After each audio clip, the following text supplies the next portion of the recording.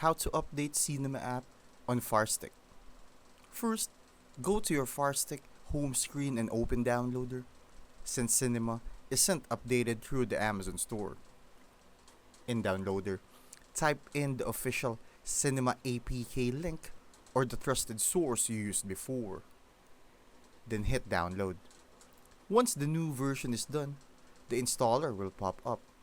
Just select install and it will replace your old version without losing your settings.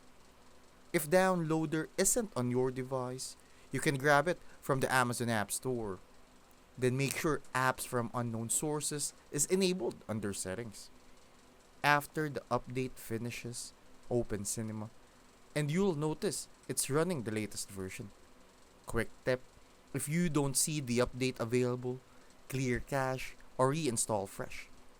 It's the same steps and it keeps your Fire Stick running smooth.